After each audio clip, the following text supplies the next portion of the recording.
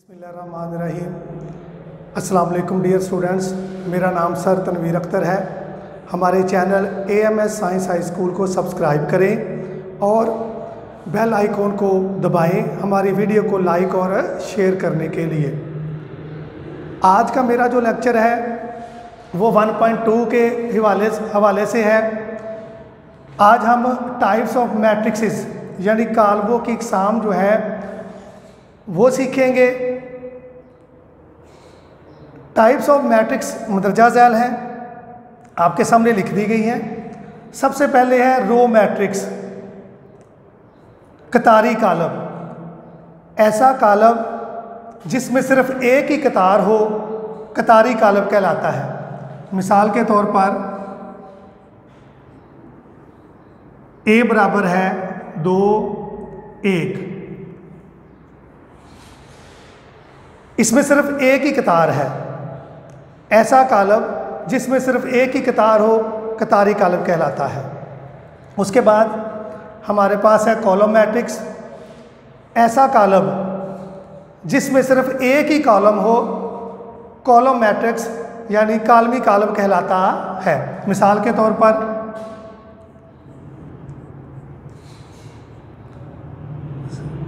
D बराबर है 0 1 और 3 के।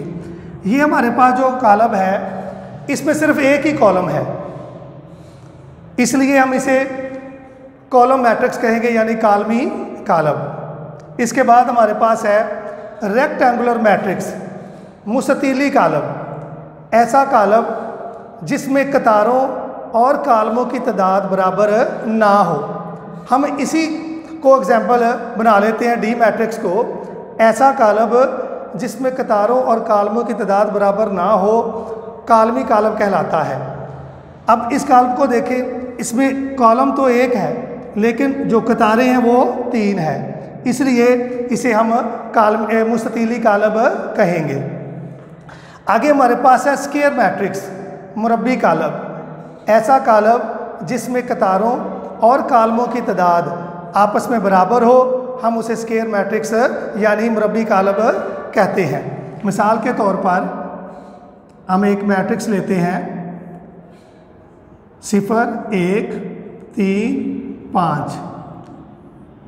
अगर हम इस कालब को देखें तो इसमें 2 कतारें हैं और 2 कालम हैं, यानी कतारों और कालमों की तादाद बराबर है, इसलिए हम इसे स्क्वायर मैट्रिक्स कहेंगे। उसके बाद हमारे पास है नल R0 मैट्रिक्स, सिफरी कालब। ऐसा कालब जिसके अंदराज जो है वो 0 हो यानी तमाम अरकान 0 हो उसे हम 0 या नल मैट्रिक्स या सिफरी कालब कहते हैं और इसे O से जो है वो जाहिर किया जाता है। ये हमारे पास एक सिफरी कालब है। इसके बाद है स्केलर मैट्रिक्स। स्केलर मैट्रिक्स से सीखने से पहले हमें पता होना चाहिए कि एक कालब में वतरी अरकान कौन से हैं और गैर वतरी अरकान कौन से हैं। इसी कालब E को ले लेते हैं। इसमें 0 और 5 जो है वो वतरी अरकान हैं और 1 और जो 3 है वो गैर वतरी अरकान हैं। 0 और 5 वतरी अरकान हैं, 1 और 3 गैर वतरी अरकान हैं। स्केलर मैट्रिक्स, ऐसा कालब जिसमें वतरी अरकान एक जैसे हो और बाकी तमाम अरकान 0 हों, ऐसे कालब को स्केलर कालब कहते हैं। मिसाल के तौर पर A बराबर है 2 0 0 और 2। ऐसा कालब जिसमें वतरी अरकान एक जैसे हो और बाकी तमाम अरकान 0 हों उसे हम स्केलर कालब कहेंगे। वतरी अरकान में इधर भी 2 है इधर भी 2 है और बाकी तमाम अरकान 0 है, इसलिए हम इसे स्केलर मैट्रिक्स कहेंगे। आगे है डायगोनल मैट्रिक्स, वतरी कालब। ऐसा कालब जिसमें जो वतरी अरकान हैं उनमें से कम एक जो अदद है, एक जो रुकन है वो गैर 0 हो और बाकी तमाम अरकान 0 हो तो उसे हम डायगोनल मैट्रिक्स कहेंगे। मिसाल के तौर पर हम एक कॉलम लेते हैं ई, जिसमें 0 0 0 और यहाँ 3। अभी डायगोनल मैट्रिक्स की तारीफ की रूह से जो वतरी अरकान है उनमें से कम एक रुकन जो है वो गैर सिफर हो और बाकी तमाम अरकान सिफर हो, तो उसे हम क्या कहेंगे? Diagonal matrix. अभी मैंने आपको स्केलर मैट्रिक्स समझाया है। जो स्केलर मैट्रिक्स है वो डायगोनल मैट्रिक्स भी होता है, क्योंकि इसके भी वतरी अरकान में जो है यहाँ पर 2 जो डिजिट हैं, अदद है, रुकन है, वो गैर सिफर है, इसलिए हमें इसे भी जो है वो डायगोनल मैट्रिक्स कह सकते हैं। इसलिए हमें पता चला कि जो स्केलर मैट्रिक्स है वो डायगोनल मैट्रिक्स भी कहलाता है। आगे हमारे पास है आइडेंटिटी या यूनिट मैट्रिक्स। इसको यूनिट मैट्रिक्स भी कह सकते हैं और आइडेंटिटी मैट्रिक्स भी कह सकते हैं, और इसको आई से रिप्रेजेंट किया जाता है, आई से जाहिर किया जाता है। इसमें जो डायगोनल एंट्रीज होती हैं वो 1 1 होती हैं और बाकी तमाम अरकान जो होते हैं वो सिफर होते हैं। मिसाल के तौर पर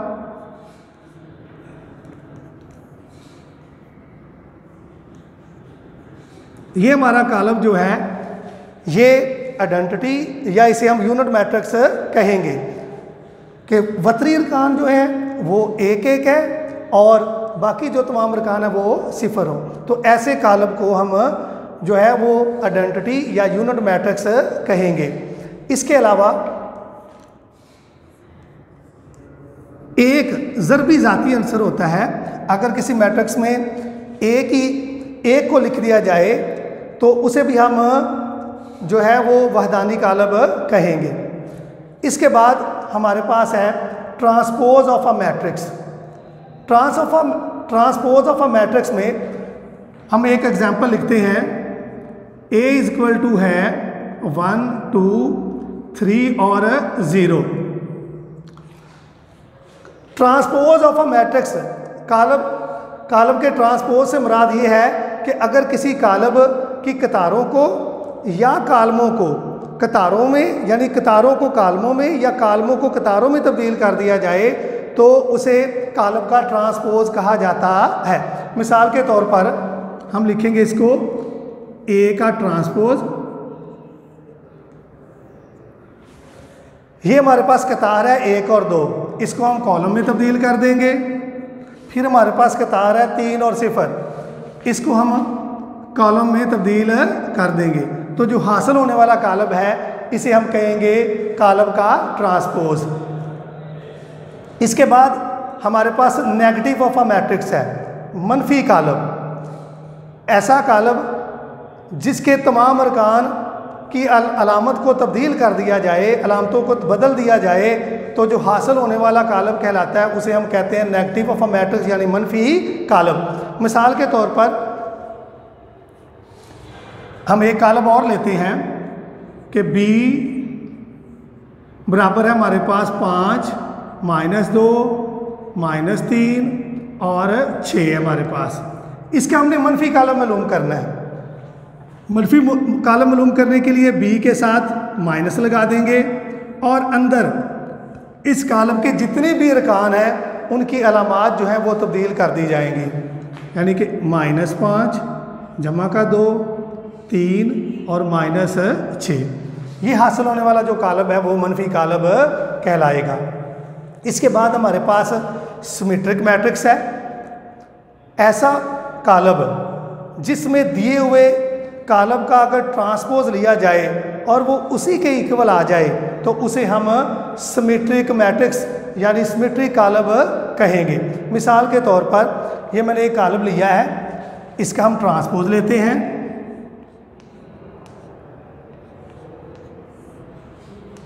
जैसा कि आपको पता है कि ट्रांसपोज में जो कतार होती है उसको कॉलम में तब्दील कर दिया जाता है।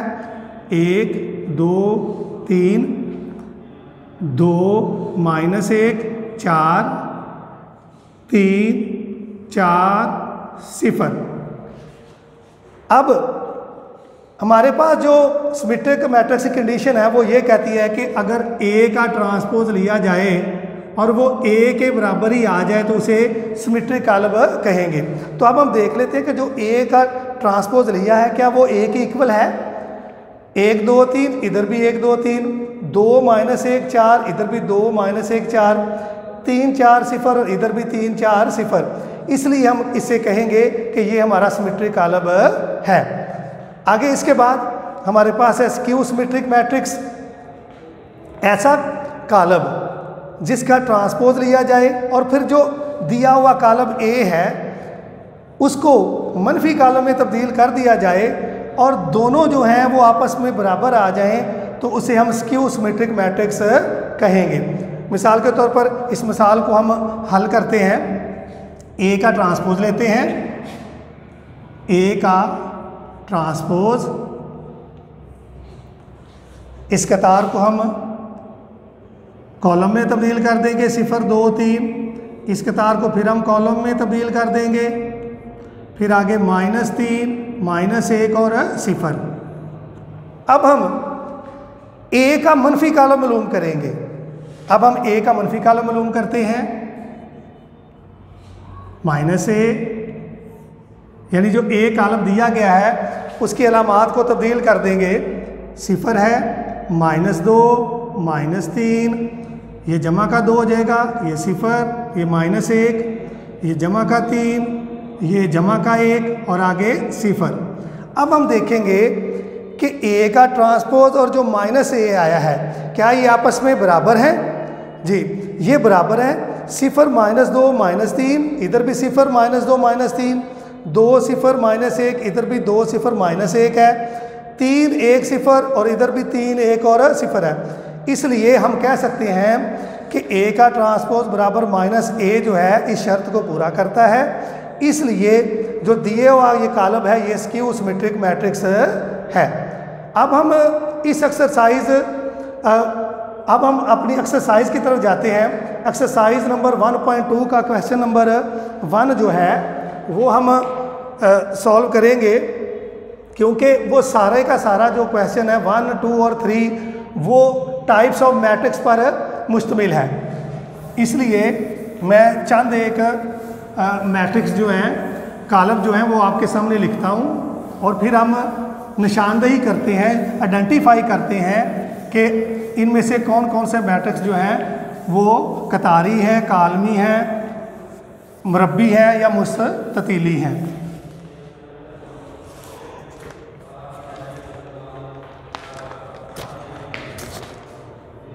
Question number 1 2 3, identify the following matrixes. A column हमारे पास है 0 0 और 0। बी हमारे पास है 2 3 4। सी 5 6 7। डी हमारे पास है 6 -4 3 -2। ई हमारे पास है 1 0 0 1। इसके अलावा जी हमारे पास है 2 0 0 और 2। अब हम शनाख्त करते हैं, आइडेंटिफाई करते हैं कि ये मैट्रिक्स कौन से हैं। अगर हम ए की तरफ जाएं तो देखें ए में तमाम जो रुकान है वो 0 है। हमने अभी डेफिनेशन में पढ़ा कि ऐसा कॉलम जिसकी तमाम अरकान जो हैं वो 0 हों उसे सिफरी कॉलम कहेंगे, इसलिए ये कॉलम सिफरी कॉलम कहलाएगा। अब हम बी की तरफ जाते हैं। बी की तरफ देखें तो 2 3 4 यानी इसमें एक ही कतार है।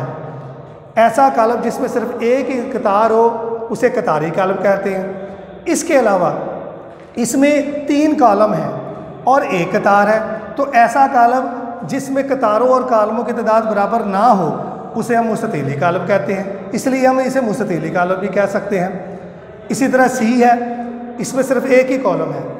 ऐसा कालब जिसमें सिर्फ एक ही कालम हो उसे कालमी कालब कहते हैं। इसके अलावा ये मुस्ततीली कालब भी हो सकता है क्योंकि इसमें कतारें 3 हैं और कालम 1 है। आगे हम जाते हैं, डी बराबर है 6 - 4 3 और -2। इस कालब को हम अगर गौर से देखें तो इसमें 2 कतारें हैं और 2 कॉलम हैं। तो ऐसा कालब जिसमें कतारों और कालमों की तादाद बराबर हो तो उसे हम मुरब्बी कालब कहते हैं। आगे ई हमारा कालब, हमने पढ़ा कि ऐसा कालब जिसके वतरी अरकान में एक एक हो और बाकी तमाम अरकान सिफर हो तो ऐसे कालब को हम वहदानी कालब या यूनिट मैट्रिक्स कहते हैं। इसके बाद जी हमारे पास है, जी बराबर है 2 0 0 2। ऐसा कालब जिसमें जो वतरी अरकान है वो एक जैसे हों, वतरी अरकान एक जैसे हों और बाकी तमाम अरकान सिफर हों तो उसे हम स्केलर कालब कहेंगे। सबसे पहले ये स्केलर कालब है, उसके बाद ये डायगोनल यानी वतरी कालब भी है क्योंकि वतरी कालब की तारीफ की रूह से जो वतरी अरकान है उनमें से कम एक रुकन जो है वो गैर सिफर होना ज़रूरी है। इसके अलावा ये मुरब्बी कालब भी है, इसमें 2 कतारें हैं और 2 ही कॉलम हैं। अब हम अपने क्वेश्चन नंबर 4 की तरफ जाएंगे।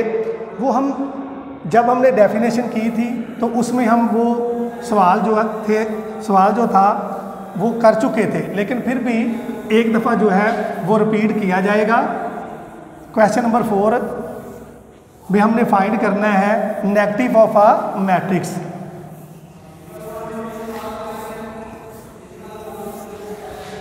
क्वेश्चन नंबर 4 में हमने find the negative of a matrix मनफी कालम मालूम करने हैं। क्वेश्चन नंबर 4,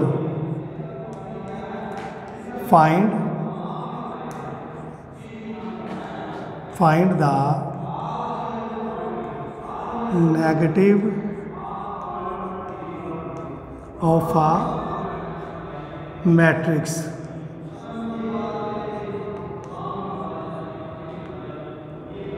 मनफी कालम मालूम करना है हमने। मिसाल के तौर पर डी हमारे पास है -3 2 और -4 और 5।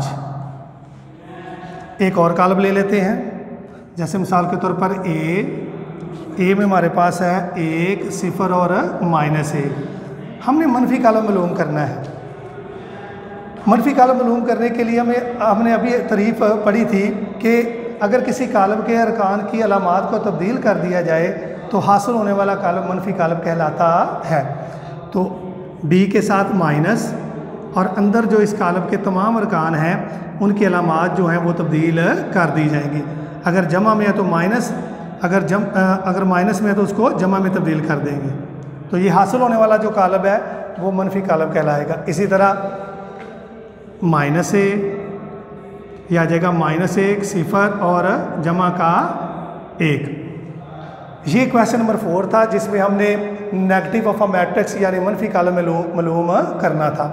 इसके बाद हम अपने क्वेश्चन नंबर 5 की तरफ जाएंगे।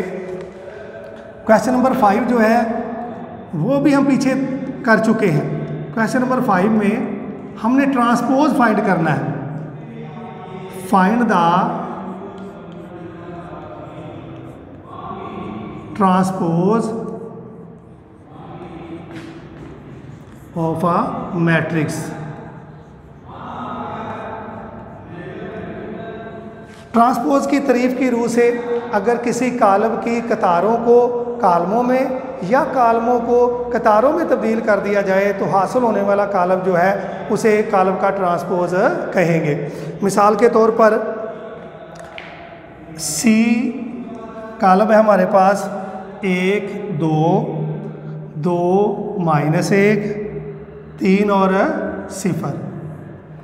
एक कालम और ले लेते हैं, उसमें हमारे पास है b बराबर 5 1 -6। सी का ट्रांसपोज लिखने का तरीका है, सी के ऊपर टी लिखेंगे, ट्रांसपोज को जाहिर करता है। ये कतार है, इसको हम कॉलम में तब्दील कर देंगे। ये कतार है, इसको भी हम कॉलम में तब्दील कर देंगे। 3 और 0 को भी कतार की बजाय कॉलम में लिख दिया गया। तो ये हासिल होने वाला कॉलम जो है वो ट्रांसपोज ऑफ अ मैट्रिक्स यानी कॉलम का ट्रांसपोज है। इसी तरह बी का ट्रांसपोज बराबर हमारे पास ये कतार है 5 1 -6, इसको कॉलम में तब्दील कर दिया जाए 5 1 और -6। तो ये हासिल होने वाला जो कॉलम है हमारा है वो है कॉलम का ट्रांसपोज। इसके बाद 1.2 का क्वेश्चन नंबर जो 6 है वो भी ट्रांसपोज पर मुश्तमिल है। उन वहाँ 2 जुज़ दिए गए हैं, उनमें से एक जुज़ जो है वो आपके सामने जो है वो हम सॉल्व करेंगे।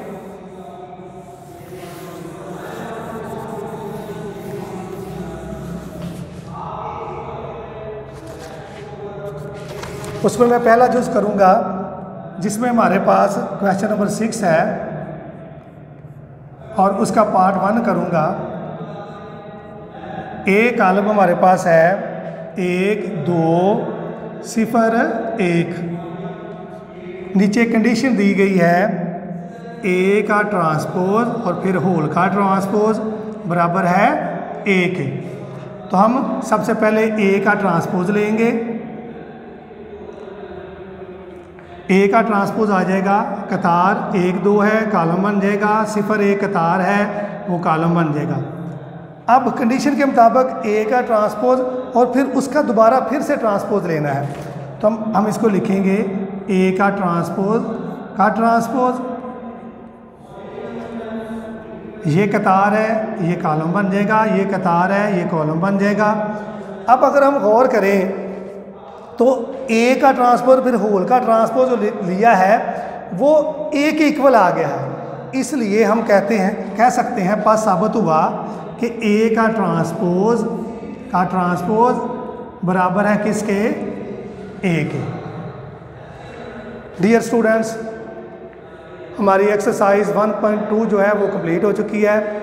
इंशाल्लाह कल जो है 1.3 जो है आपके सामने जो है वो सॉल्व की जाएगी।